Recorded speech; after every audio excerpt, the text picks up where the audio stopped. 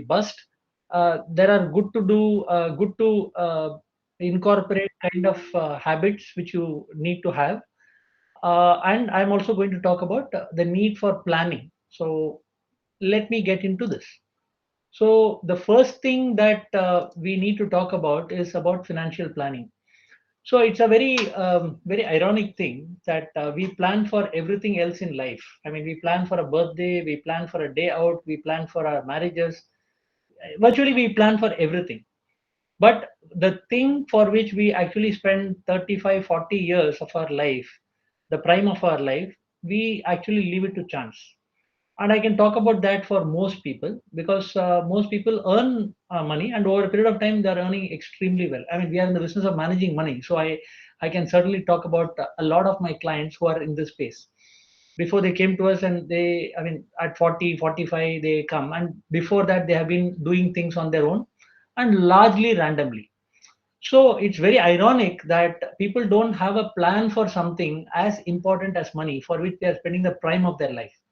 So, I mean, financial planning, if I have to simply put it, it's just managing the available resources prudently to meet all the goals. So that's a very, very simple definition that I would give.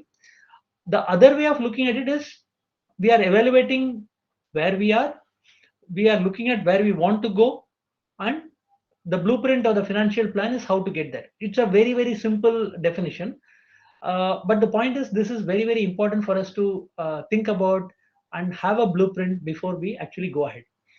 Another example I would give, I mean, as far as the financial planning is concerned, a similar kind of a situation.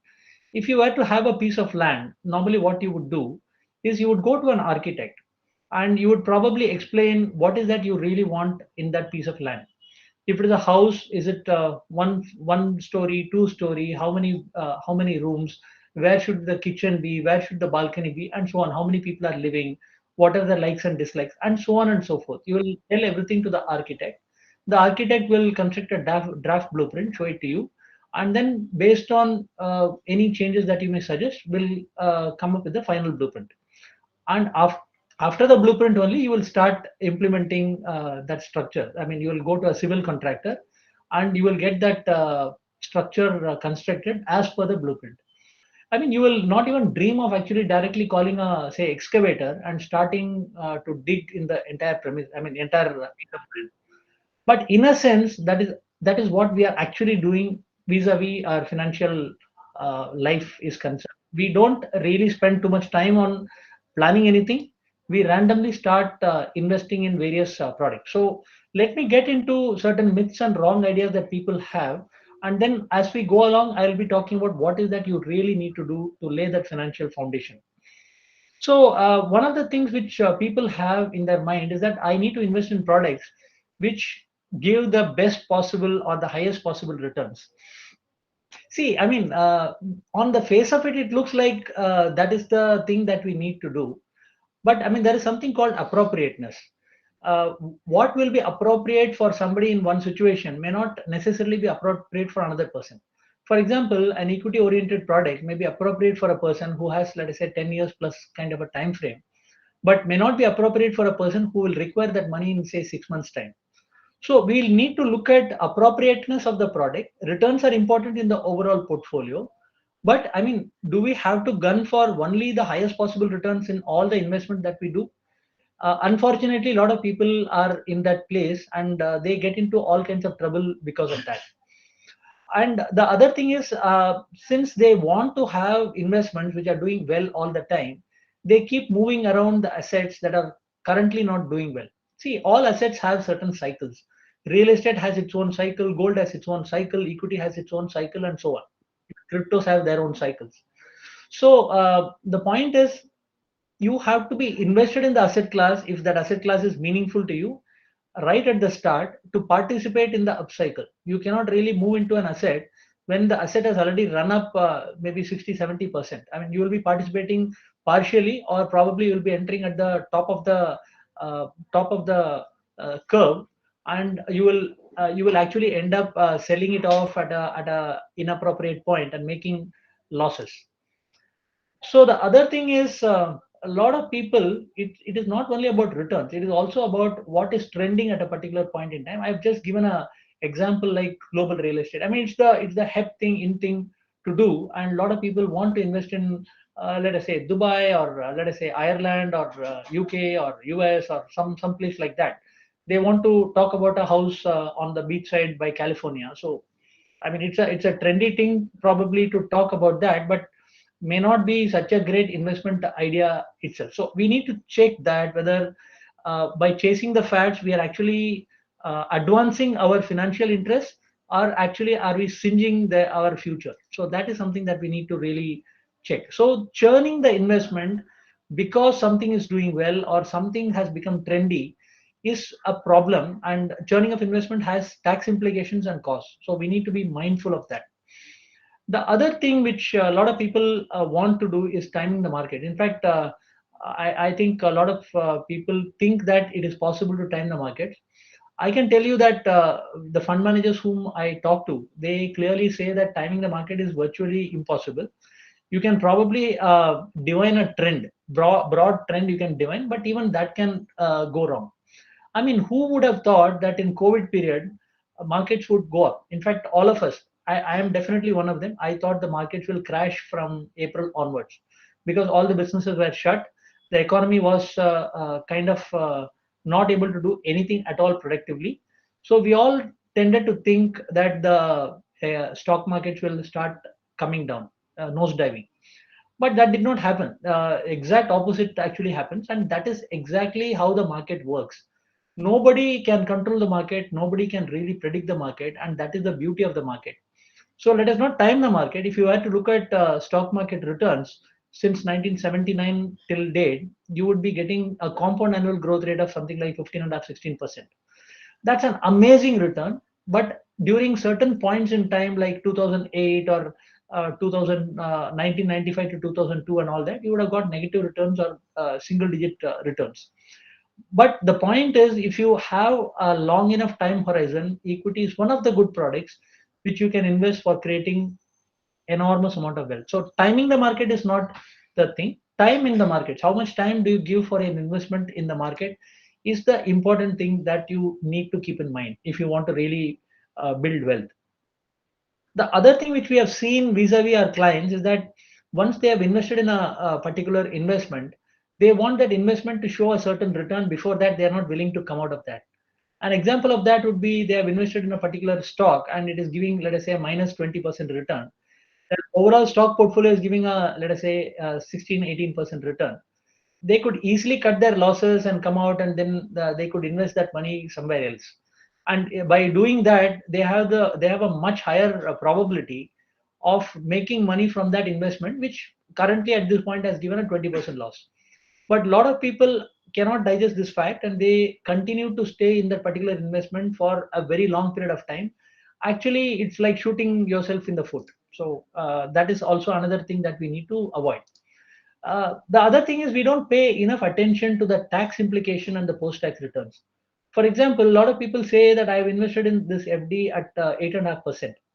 What they don't understand is that if they are in the 30% or the higher tax bracket, 8.5% return will translate to maybe 6% or under 6% kind of return. So what is written in the brochure or what is told to them is not really the return that they're actually going to have it in their pocket. So that is something that a lot of people don't pay attention to. A lot of people are looking at just the headline numbers, and they are going ahead and investing. Like even in the case of let us say global real estate, for example, or alternate investment products, those kind of alternate investments. Um, I mean, there may be a headline number. Then you will have to look at what are the costs, what are the taxes to be paid, and after taking into account all those kind of implications, including the cost of reporting and tax reporting and stuff like that, if you take into account, it may not be anything great. So we need to always look at what is the post-tax return that one can get over a period of time. It is also important for us to create a portfolio that is manageable.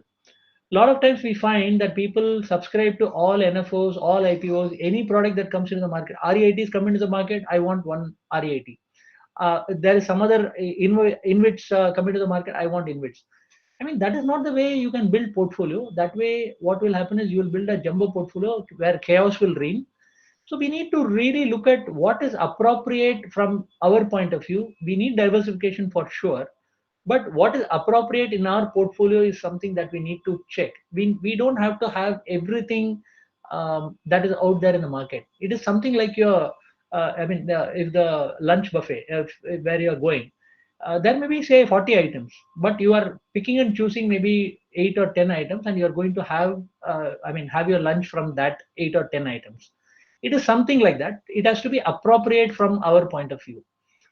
Long-term implications, that is, a lot of people, when they want to save taxes, they, for example, go into an insurance product without understanding, to start with, that if you get into an insurance product, you're actually making a commitment for the next 20, 30 years. I mean, is that something that you really want to do just from a tax saving perspective? You need to check that. And or if you're investing in a piece of land, or if you're investing in a property and things like that, you are probably taking a loan, and you're getting into a EMI situation which is going to be there for a very, very long period of time. So you don't know what is the future, what the future holds. Nobody knows. And making a commitment like that, at the spur of the moment, is not really a great way of managing one's finances. Tenure and liquidity needs, it's very, very appropriate for us to pay attention to this. If you have something coming up, for example, in the next 6 months, it's appropriate for us to invest in a product which will not degrade. At least in terms of capital, it will not degrade. It will be available to you. For example, suppose you have a marriage coming in the family, and you need to give a certain sum of money to for that marriage. You cannot really put it in equity, right? Equity markets may be doing well today, but 3 months, 6 months down the line, you don't know what can happen. And there is a election coming up in the next 6 months. Anything can happen. So the point is, we need to invest in appropriate product. If you are having, let us say, a 10-year tenure, you can definitely invest in equity or real estate. But if you are having a 3 month or a 6 month or a 1 year window, you should look at appropriate products which are liquid at that point in time, and which can meet your whatever goals or requirements at that time.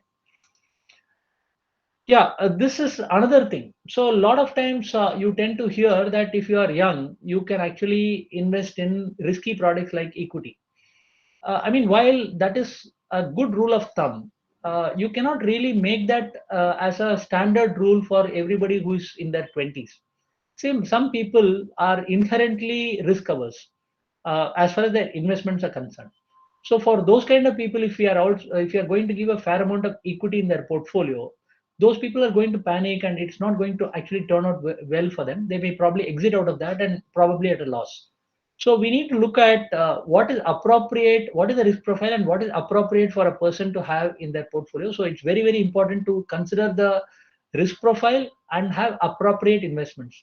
So the next question can be that, okay, if a person is risk averse, probably the person may not have too much of equity in the portfolio, and portfolio returns can be less, and they will have to scale down their goals, or they will have to invest much more than another person. The fact is that a person who is risk averse, either they will have to scale down their goals, or will have to invest more. That is true. But for that person, we really cannot invest in risky investment, because that will not really go well with their personality. um, Typically, people think in terms of investments and products. Like I said earlier, we are not really talking about plans at all. There is no plan at all. The only thing we think is, okay, should I invest in PPF? Should I invest in, say, an insurance kind of a product which is also giving some return, and things like that. So this kind of a thinking, first of all, is wrong. We need to think in terms of what is our requirement, what is our personal situation, and where do we want to go with our life. So we need to think in terms of what is required for us, and then finally actually reduce it to what products may help in actually meeting those requirements. We need to give enough time. A lot of people are very, very, very chary about giving proper appropriate time. And it is also a fact that people give time to real estate, and sometimes people want to make money in, say, 15 days and 1 month in equity. So if you don't give enough time to a particular product, you cannot expect a good return. So that is one of the things that typically goes wrong with most people. Another very, very very very I mean, common thing that we see with a lot of people, including our clients, is that they replicate what others are doing. Especially, they may have a friend or a colleague or somebody who is supposedly knowledgeable, and if that person buys a REIT, they will buy an REIT. If that person buys a share, they will buy a share, and so on and so forth. See, the requirements of different people are going to be different. Probably the friend may be fully clued in on what is appropriate for his situation. That may not be appropriate for your situation, and I mean, your risk profiles will be different, the goals will be different, the life trajectory itself can be different. So replicating what somebody else is doing in their life is a recipe actually for disaster. um, Sir, and small interruption. I think the PPT is not changing. It's stuck. okay, I don't know what's the problem. I'll again reshare, huh? Yeah. I'm resharing.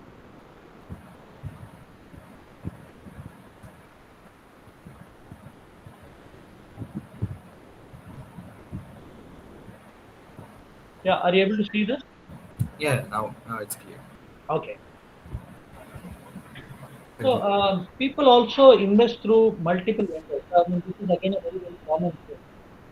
People go to the bank, then somebody comes behind them saying that we have an amazing product which can give 20%, 40% return, whatever it is.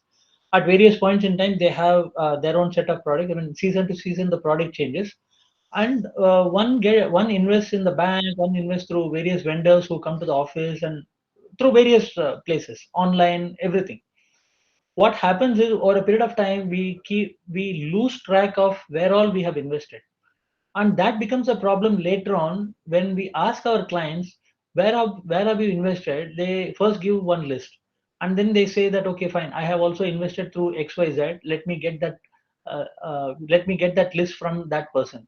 And if they have invested in multiple places like this, there is a very high probability that they have forgotten some of the things which they have invested in.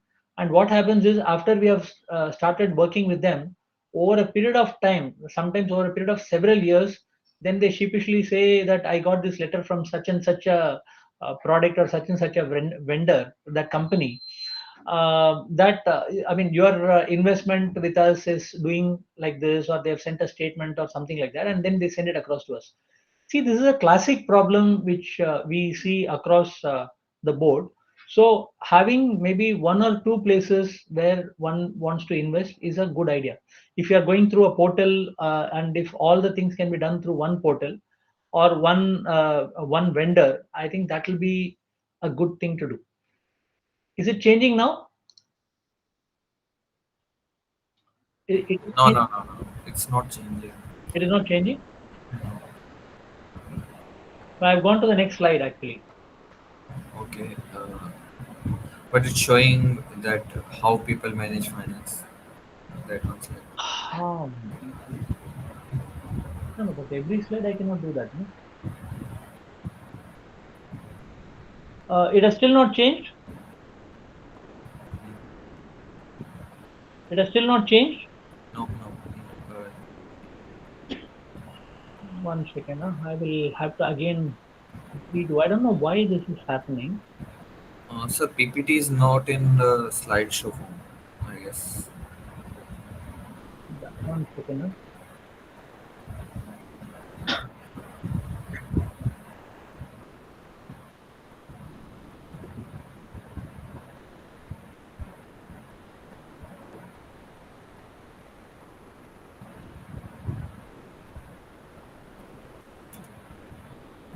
Yeah, I'm going to.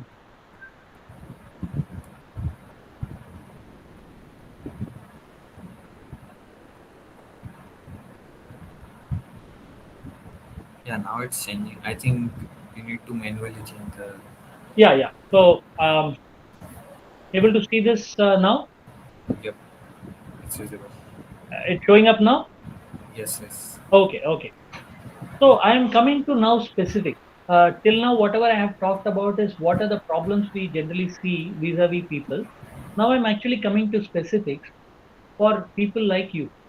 So the first thing that one needs to do, I mean, you people, maybe in a year or two, you will be actually getting into your first employment, or you will be starting up. I don't know what you're planning to do, but let me assume for a moment that it is employment. So the first thing that I would suggest anybody who is getting into an employment situation is to build liquidity. So there can be so many requirements that one may have. We may have 1,000 dreams which we want to fulfill, and fulfill fairly fast. So first thing that we need to do is build liquidity and create a pool of funds for short-term requirements.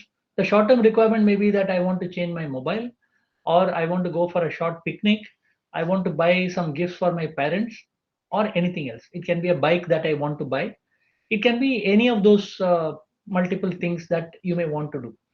So the first thing that one needs to do is to create a liquidity pool first. Otherwise, I mean, we will get into a loan kind of a situation, even though you're earning. And the more important thing is that whatever you want to buy, you need to create a pool for those kind of things. Again, otherwise, again, you will get into a loan kind of situation. See, there may be multiple things that one may want to go in for. Like I said, it may be a bike, it may be a mobile, it may be various things that you may want to do. And you need to really prioritize the goals for the next 1 year, 3 years, kind of thing. And appropriately, then we will have to see how to invest appropriately. So liquidity is first, taking care of the short-term needs and creating a pool for that is second, prioritizing our goal and keeping the expense low. A lot of people, when they start getting a certain amount of money, they increase the expenses to such an extent that even the good salary that they are getting now is not enough, and then they get into the credit card spends and get into all kinds of problems. So keep the expenses low. The lifestyle can go up, but over a period of uh, many of you might have taken a education kind of a loan. If that is the case, then you will have to keep that very much in view, and be able to service the loans from whatever income that you are getting. So you have to keep that in mind. These are the absolute basics with which to start.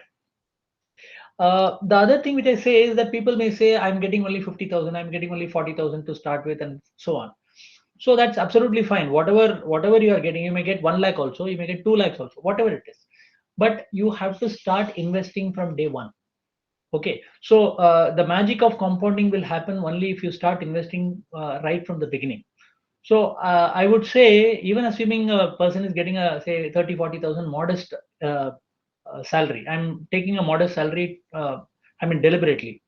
Even in that situation, I would say a 10%, you will have to put aside at least a 10% to start with, so that, I mean, you get into the investing habit and you don't spend off everything. You have to start, and slowly you will have to bring it up to, let us say, a 30% level over a period of several years. The other thing is, you need to have a plan for where you want to go. So even if you are able to at least broadly think about what you want to do, where you want to go, and have a back of the envelope calculation of what you want to do, that is fine. If you have somebody who can actually help you professionally, or there are lots of resources online which can help you to put together a basic plan. So I would suggest that you should try using those kind of resources. Important, extremely important. A lot of people do not pay too much attention to personal finance, and they just ignore this area. It is important for every one of you to have a passing acquaintance with personal finance area. It is not really that very difficult. This is an area which is, like I said right in the beginning, I mean, this is an area which you have to contend with throughout your life. It's important for you to have a passing acquaintance, a fair amount of working knowledge in this particular area, so that you will be able to do well in life in terms of your money, wealth, and you will not land up in any kind of a problem.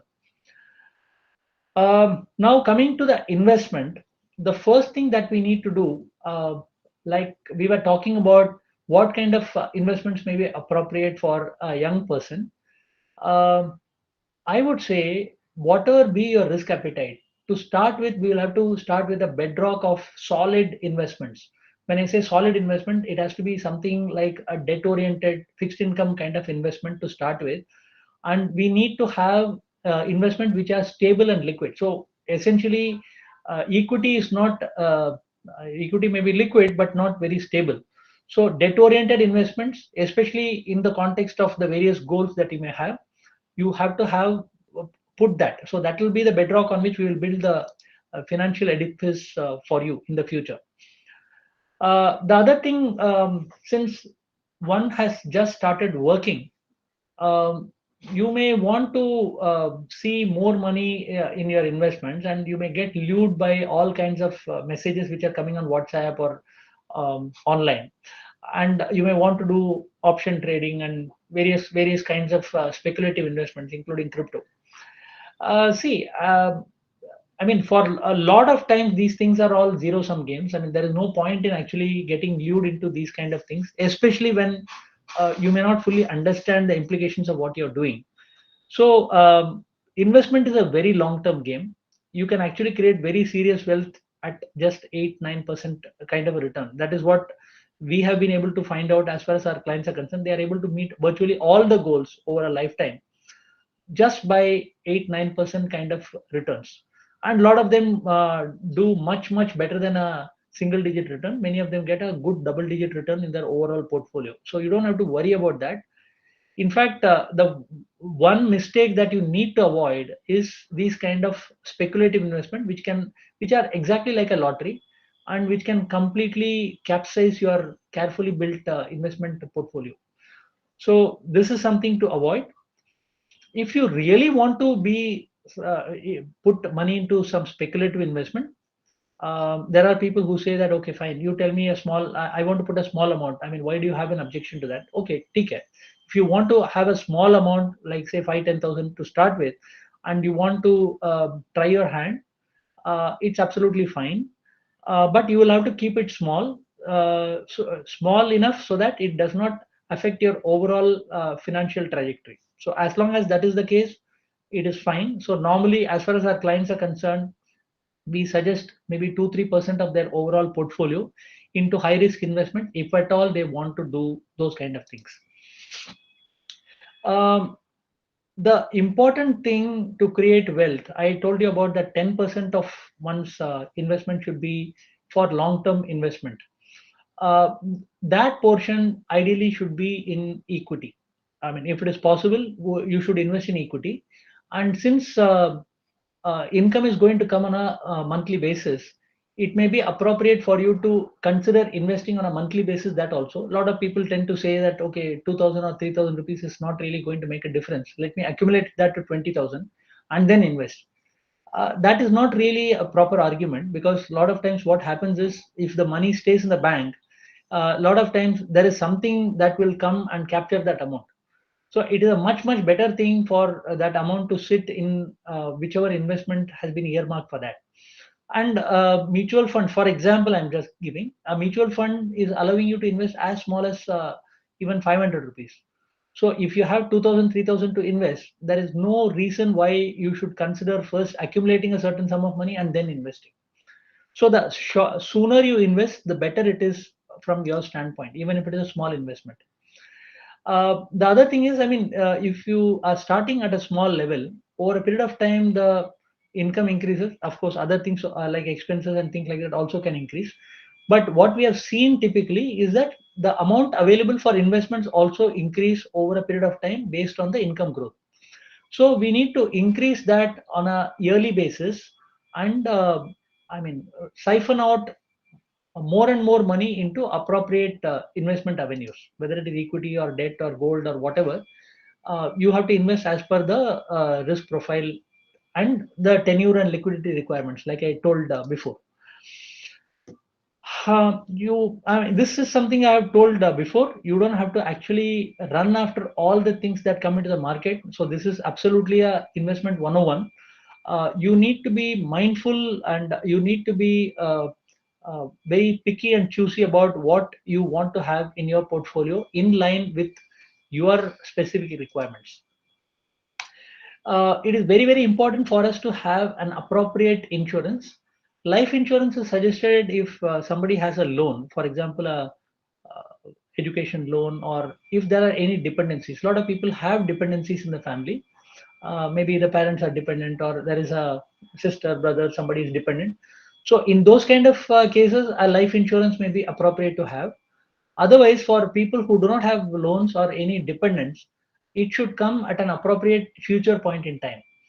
A lot of people tend to say that at 22 and 23, the insurance, term insurance premium is very low, and that is why I want to take that. See, the point is you need to pay even that low premium only when there is a need for it, and the need for it will come when you actually probably get married at some point in time. So at that point, there will be another person who may be dependent. If and once you start a family, there will be dependents. Or when you take a home loan or any other loan, at that time there will be dependencies. So at that time, it is very important. Otherwise, it is not really important to take a life insurance policy right at the start. And the only time you have to take is when you have loans and dependencies. It's a great idea to have a medical insurance policy right from the start, because while all of you will be very very young, you can never say that you will not probably have some illness which will require hospitalization. We are seeing, I mean, everywhere that even very young people, for even it can be as small as a dengue, and you may have to be admitted for maybe 2 3 days. So any hospitalization is going to be financially draining, and because of that, a good medical insurance at the start may be a good idea to have from day one. The good news as far as medical insurance is concerned is that it's not going to be really very costly. And for a 5 lakh insurance for, I mean, for the likes of you who are very young, it may be maybe 7 8,000 rupees. That's all. So it's not, and 7 8,000 rupees per annum. So it's not really such a big amount. And if you are in the taxable bracket, this will also be eligible for tax deduction. So from that point of view, it is good to have a medical insurance. If it is possible, if your parents or other dependents can be covered in the medical insurance, great. Sometimes it so happens that pre-existing illnesses or the age of the parents are such that you will not be able to cover them in the existing policy. In which case, if you have an employer who is willing to take them on, maybe at a charge or maybe directly the parents, it may be a good idea to consider taking them, even if you have to pay a certain premium. It may be a good idea to cover your parents in the policy, or any other dependents in the policy. Yeah, I'm saying this because if that were to devolve on you, if that whatever hospitalization is going to come on you, so there is going to be a major outflow. It may be a much better idea, even if you have to pay a small premium. It may be a much better idea for you to pay that premium and have them properly covered from day one. So some of the mistakes and blunders which people take is they take a loan for items of conspicuous consumption like vacations and gadgets and so on. A very simple thing. I mean, I'm not against vacations. I'm not against gadgets. I'm not against people living it up. So the point is, I mean, you can slightly postpone that. You first save and then you can spend. So that is all that is required. I mean, if you want to buy a mobile, plan for it. No, you can always plan for it, and buy that mobile 8 months down the line, 1 year down the line, whenever it is possible for you to save that amount, you can always do that. It is much better to I mean, save and then spend and enjoy that particular asset or whatever vacation guilt free, rather than actually having a loan and an EMI and worrying about it. Yeah, this is a big one actually. A lot of people talk about buying properties in their 20s.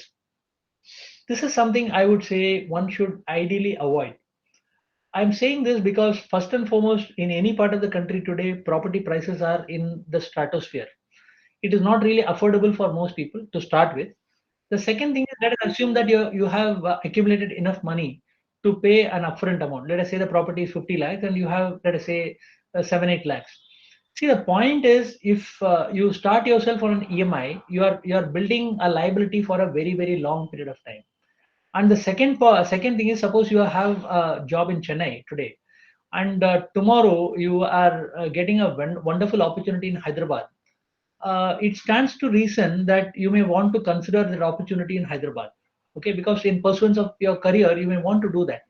But if you have bought a property in Chennai, then you will have to put it on rent. The whole idea was that you wanted to live in that property, and that is why you bought the property. And you will be putting that on rent, and you will be going to Hyderabad, and you will be living on rent. And a lot of times for young people, this is what happens. In fact, a lot of time people also move out of the country, and they have multiple properties in maybe 2 3 cities, and they don't know what to do. They put everything on rent. And the rentals in India are something like, say, maybe 2.5 to 3% at a gross level. So it is not a money, it's not a great money proposition. In fact, it's a money losing proposition. It is like investing in an FD which is giving you 2% or 3%. So it's a bad idea to invest in properties right at the start. So people will ask, when should I buy a property? A property should be bought when you are reasonably clear that that is the city in which you will want to work. I'm saying you are reasonably clear. Or when you have a family, your family is reasonably clear that this is the city we want to live in, and you are prepared to move around a bit. Probably you'll be a weekend dad or weekend mom, but you are willing to move around. So if that is the case, then investing in a property at that particular point is fine. That point comes in the late 30s or early 40s, or somewhere in the 40s. So till that time, you can always invest and you can actually build that wealth. If you have a sufficient amount of money to invest, you don't have to take all that much loan, and you can put bulk of your money and you can buy a property of your choice. Um, I think I've talked about this, moving investment from one to the other in quest of returns. It's a bad idea. There are cost implications, tax implications, exit load implications. There are multiple implications in different products. That is one of the things which we need to. Yeah, another very, very important thing. There is something called strategic asset allocation. That is for a person with a particular lifestyle, or a particular stage in life, and a certain risk profile. We will arrive at what kind of asset mix will be appropriate for that person.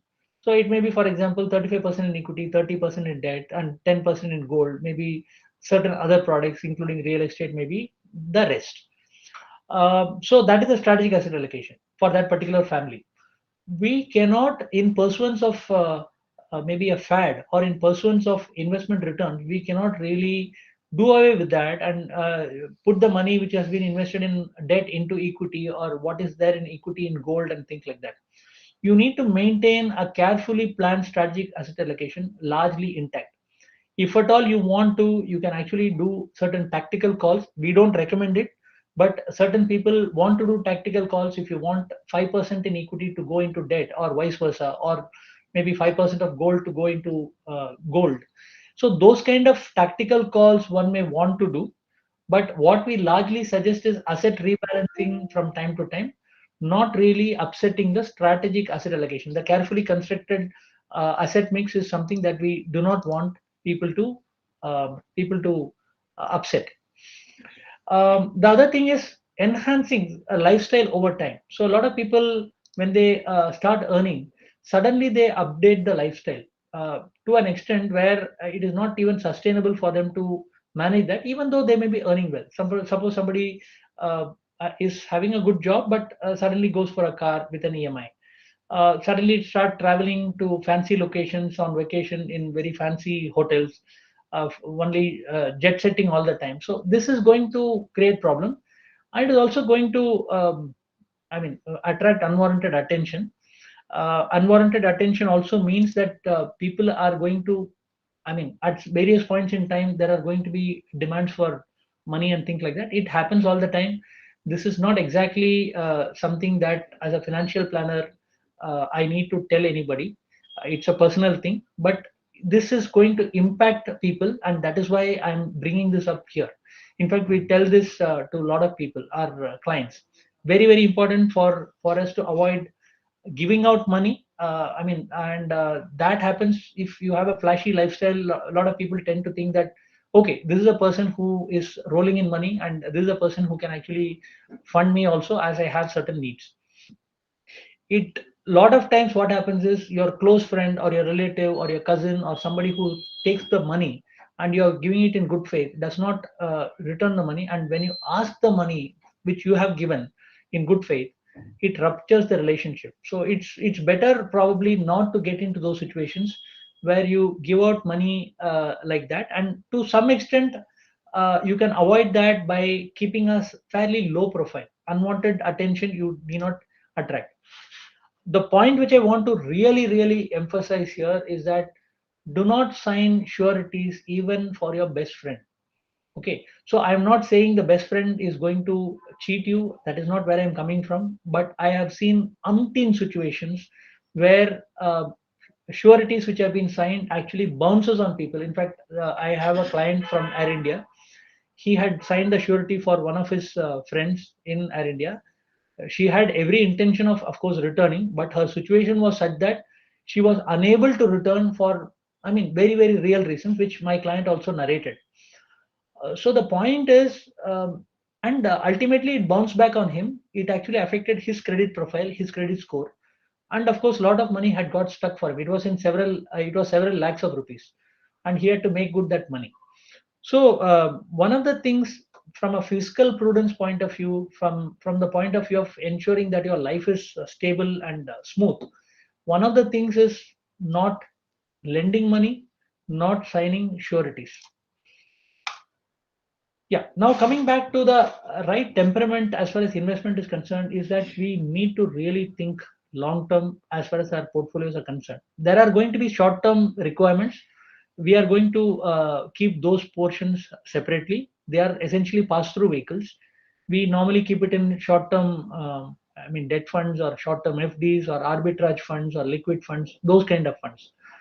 But apart from that, there is also going to be something which you will require after, let us say, 15 years, 17 years, 20 years, 40 years, because there are lots of goals which are going to come well into the future. It can be your children's education, it can be your retirement, it can be your home, it can be anything.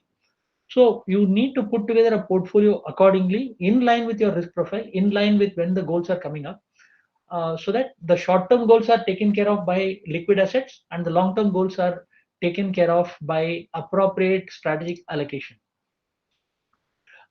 When we are really thinking long term, we don't really have to worry about the volatility and any lag in the performance of some of the asset classes.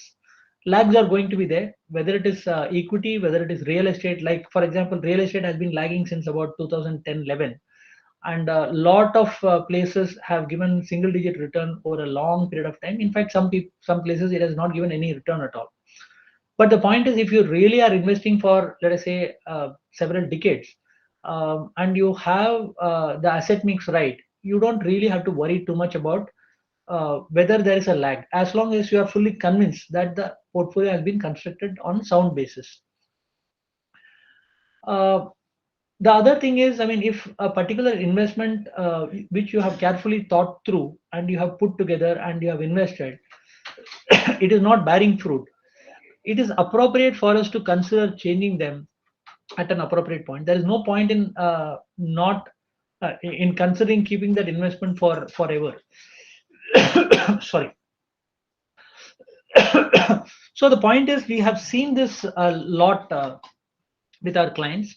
They have invested in a particular share and they do not want to change that share. They say this share which I've invested, it's a good company and it has given return in the past, and I want this share to go up and give the returns that I had anticipated in this share. So that can happen with any asset class. So it is very important for us to um, understand that at an appropriate point we need to probably move out of an investment. um, we should not get too much attached to that. There will always be people who will say that I'm getting so and so return, and you will think like you are the only person not getting returns. See, this happens because people are very selective. They only talk about their successes, they don't talk about where they are losing money. And the other more important point is that your friend situation may be completely different. Your friend may be a genius, that's absolutely fine. But you have to look at your particular life situation, you have to take care of your future. So if your friend is getting amazing return and you are fully convinced that the portfolio that you have put together is appropriate for you, just ignore it. The other noise which you tend to hear is through the media. When the market goes down by 2000 points, from 71 to it goes to 69, somebody will say it will go to 65, somebody will say it will go to 58, there will be other people who will say don't worry, this is the time to buy, it will go up to 95. So this kind of a thing is going to be very confusing. ignore that and stay for the long term. So that right temperament is absolutely required if you really want to be successful with your money. The other important point, not really a financial point, but you need to invest in yourself. There may be a lot of reskilling that may be required as you go along, and that kind of an investment actually gives the best return. We have seen that with so many of our clients. People spend lakhs of rupees on various courses from time to time, but they have done extremely well for themselves by putting certain amount of money on themselves. So the other point which we find a lot of times is that after a certain stint in the corporate, people want to take to an entrepreneurship, or they want to start up. So it's absolutely fine. It's great to start up, but the point is we have to think carefully and we have to plan carefully before starting up. I mean, a lot of people have very rosy tinted notions about what a startup is or what they can actually achieve in a startup. In fact, very surprisingly, some people have said, I want to quit my job. It's very stressful. I want to go out and I want to start up because then I will have control of my time. I mean, they said, I will do some consultancy or I will do this or that, and I will have control over my time. In fact, that is absolutely laughable because when you are on your own, you don't have any brand to back up. So, I mean, we don't really realize how strong the brand for which we are working is actually. Because when you actually go to anybody and you say you are coming from XYZ company, which suppose it's a big brand, it will actually open the doors for you. When you are a consultant, you are saying, I'm XYZ, I want to talk to so and so. I mean, doors will actually shut, not open. So the point is, a lot of things are very attractive when we look from the outside. It may look like the job sucks and the boss is a demon and I'm getting paid peanuts and all that. So you have to have a very clear reason if at all you want to start up. If you want to go on an entrepreneurial journey, you have to have a very clear idea about the kind of hardship that will be there for an entrepreneur. It is not a easy walk in the park. It is not a cakewalk. It's a lot of tough work that needs to be done. I'm sure being in IIT Chennai, you must have seen a lot of people who are in startups and what kind of work they are putting in. A lot of the startup guys actually put in, say, maybe 14, 15 hours per day. I mean, huge amount of work, and a lot of them do not even get paid in the initial period. So even assuming you start up after 4 years, 5 years, it is important for you to put aside up to 2 years of expenses, because you don't know uh, how much money you will be able to make over a period of time. So it's very important to put aside a fair amount of money to take care of all the expenses, which includes your EMIs, for a period of up to 2 years, and keep the expenses low if you are interested in starting up. And the last point is, if it is not really going well, this is a very important thing. Whether it is a game of cards or whether it is a startup, you should know when to fold up, and you have to get back. You have to have the humility to understand that this is not working, and you will have to get back. So that is also another very important thing to bear in mind. So, quick review. I'll just take a minute. You have to review the plan. You ideally have to have a plan, and you have to review the plan every year. Uh, the items to review are: what are your expenses, what are your investment potential, goals, personal situation, anything has changed, and accordingly, you need to revise. You need to review the portfolio itself every 6 months. What are all the investments which are there? Is the asset allocation which you had decided even now? Because in 1 year, asset allocation can change based on the market performance. So, is the asset allocation currently right? Any need for doing anything, any rebalancing? Is it there? So, that is something that we need to check. If you have any tax saving investment requirement, you need to do in the first quarter. I've seen enough people running helter skelter in the month of January. That is something that one needs to avoid. And a lot of people make blunders when they do that at the last minute to uh, give that receipt to their HR or admin. So that is when they start investing in unwanted insurance products without really understanding the implication. The only thing that they ask at that point is that, can you give the receipt by today evening? If the person says yes, all everything else is ignored and they just go for that investment. So, I mean, you have to plan that properly. Don't go by what someone else may be doing. So, I think I have covered that before. So that brings me to the end of the this presentation. I have written a book called "If God Was Your Financial Planner." This is how the book looks. It is about financial planning, life planning, and personal finance, and it talks about how an advisor like me will engage with their clients to ensure great outcomes in their life. So that is what the book is all about. It is written in the story format, easy story format. Anybody can go through. There are multiple situations, and it I have tried to explain all those situations and how, as an advisor, I can help, or any advisor can help. That is what I have tried to write there. In this, apart from money, it is very, very important to understand the life philosophy itself. So I have brought God. I mean, that is where "If God Was Your Financial Planner," the title comes from. God comes throughout the book, and the life philosophy itself is explained, so that, I mean, your life goes smoothly, your money journey goes smoothly. At the end of it all, you are well set for enjoying a comfortable life of clarity and peace of mind. So that's all there is to it in this presentation. If there are any questions, I'll be very happy to handle that. Thank you. I'll stop sharing now. Yes. So chat's a question, pick up and then I'll ask, and you try to answer that. How to identify good investment scheme or product?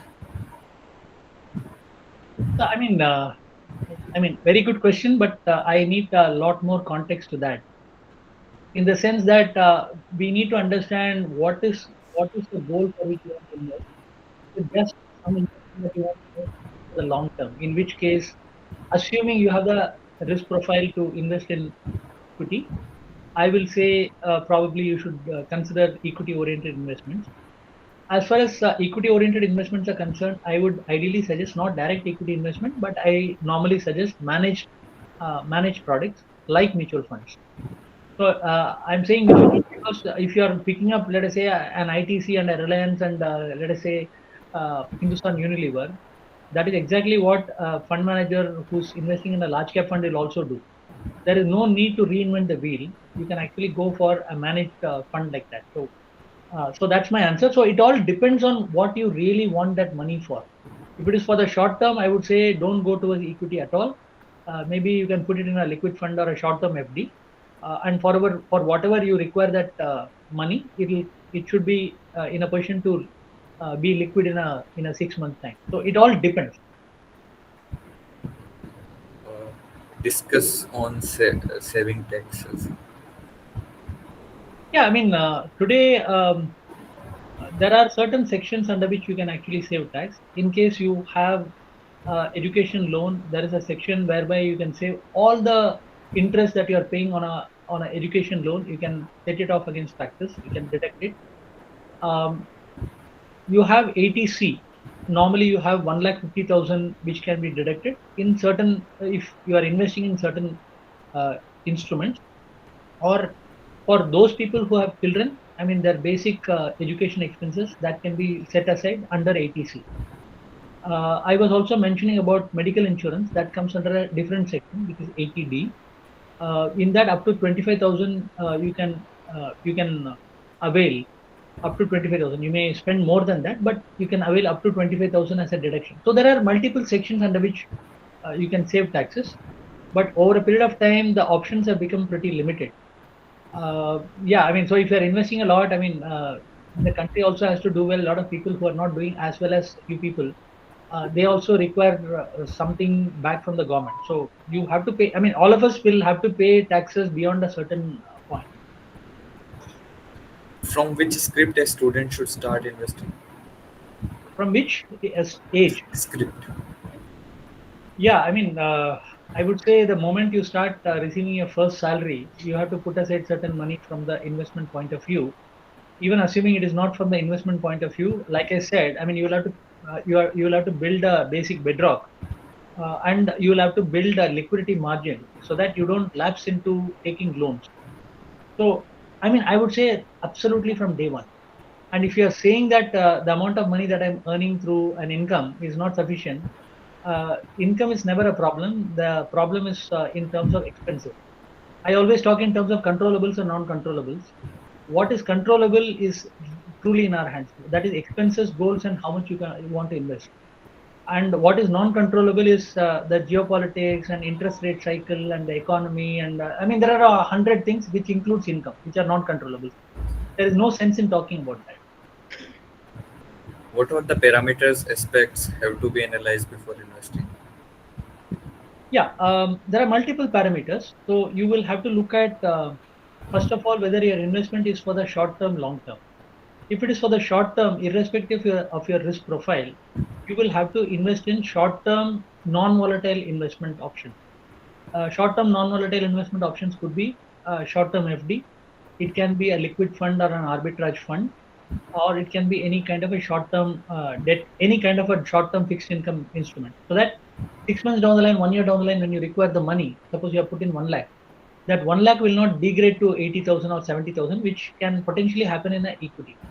You require for a real important goal, so you need to invest like that. So the other portion, if it is really from the long term point of view, then I will look at what is the tenure for which you require. Is the product that you're investing matching that tenure? What is your risk profile? How much risk are you willing to take in that particular product? What is the tax implication from that particular product in your particular case? There are going to be people who may want to set up a regular income. It may not be appropriate in your case, but that is also something that we see when we are investing in a product. Like for example, suppose somebody is nearing retirement, that is also a parameter that we look at. So is it cumulative? Is it income bearing? So also, I mean, so there are multiple parameters that we look at before considering an investment option. And we have to look at what is the asset mix that we want to have in our portfolio. So the asset allocation itself. So that all based on all that, then we will appropriately choose the product. How to become a fund manager? How to become a fund manager? Yeah, I mean, one of them is a lot of luck. The other important thing is to have an appropriate qualification, an MBA in finance, a CFA, or some appropriate qualifications like that um, can put you on the trajectory to become a fund manager. I think the typical place where people start, as far as the fund management game is concerned, is they start as a research analyst. So you will have to do an appropriate course.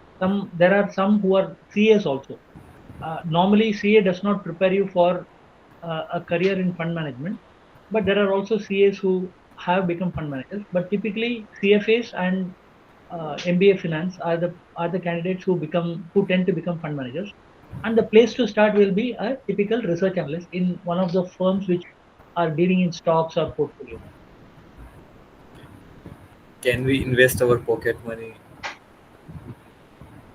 Yeah, sure. I mean, so again, it depends on what is the objective of that pocket money. If it is again for a real short-term parking slot, you will have to invest in an appropriate place where the money does not degrade and it is available when you want. So liquidity is an important parameter. But if that pocket money is such that you don't require that money for a long period of time, and probably you are saving that for the next course which you are going to do 5 6 years down the line, then probably you can invest in an appropriate, maybe an equity product or some other product. So it all depends. I'm sorry, I'm not able to answer many of your questions very accurately because there is a lot of context involved in whatever suggestions we need to give. They are very personalized. Yeah, absolutely. Sir, what's your opinion on SGB? On SGB, sovereign gold bond, right? Yeah. Is it a good investment? Yeah, sovereign gold bond is probably the best investment if you want to invest in gold.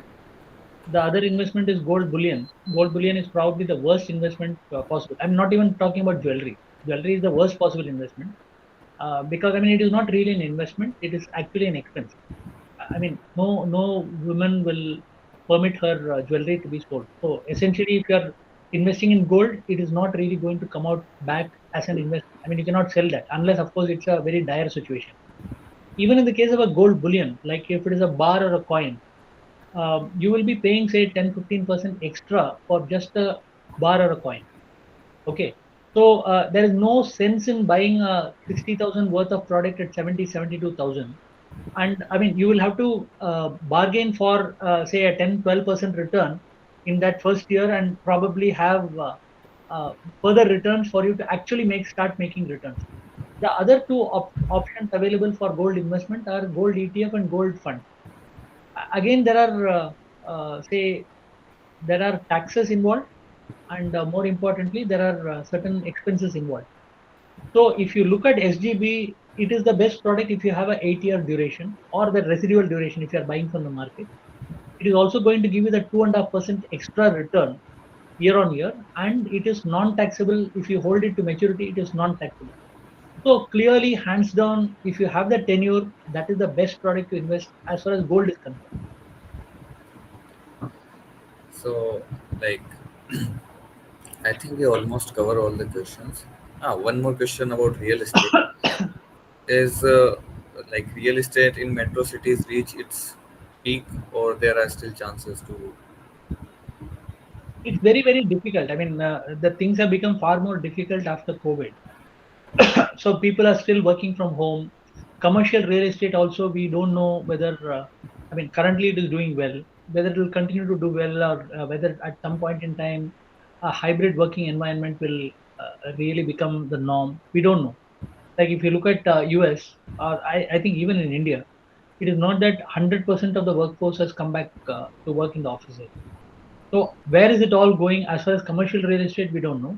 And if commercial real estate is directly connected with residential real estate, because if people are not coming back from their homes to cities like Chennai or Hyderabad or Mumbai, then obviously the property prices in these places are not going to really go up to that extent, because people are working from home. So it's very, very difficult to actually say anything at all. And of course, you have the dynamics of demand and supply in a particular city. So, for example, in Mumbai, at this point in time, there is, I would say, there is oversupply at this point in time, especially at the, uh, I mean, top of the line real estate. So, which is 5 crores and above. That kind of real estate, there is oversupply. So, in those kind of situations, yeah, the price will not go up. It all depends, and there could be micro markets which are doing well, and there could be micro markets within a particular city where things are good. So, difficult to say. Is it okay to start as a student? Start small cap investments. Yeah, absolutely fine, because small case investment, in a sense, is a glorified mutual fund, right? In the case of a mutual fund, I mean, SEBI has put a lot of rules in terms of how a mutual fund can be managed. There is a lot more flexibility in the case of small case, and personally, I would say it looks like gimmicks to me. Something is working on momentum, something is working on some other parameter. A lot of people are trying to differentiate from one another by actually resorting to, I mean, I would call it gimmicks. It may make sense, but yeah, I mean, you can definitely choose an appropriate fund manager who is actually putting together a portfolio in small case. If you find it appropriate, you can. But I urge people to look at mutual funds, which are a lot more regulated, and it has a lot of variety, and without really resorting into any gimmicks, you can actually invest in proper investments and at a low cost. So I would urge people to look at mutual funds rather than small case. How to start learning investment? Any path or tips? See, that is why I had covered a lot of things which are required from the planning point of view. I mean, you have to start with what is that you are planning to do in the next 6 months, 1 year? What is your income? What are your expenses? There are basic things like you have to put a certain amount of money aside every month from the investment point of view. You have to build a basic liquidity margin and a contingency provision. So these are the basic hygiene factors which you need to do, and you should not unnecessarily take a loan. You should cut the coat according to the cloth. So I mean, so a lot of things you need to do which are essentially commonsensical. You don't have to resort to full-fledged financial planning exercise at the start of the career. A lot of it, what I covered, are the basic stuff which you need to really take into account. And over a period of time, we are there. I mean, people like us are always there.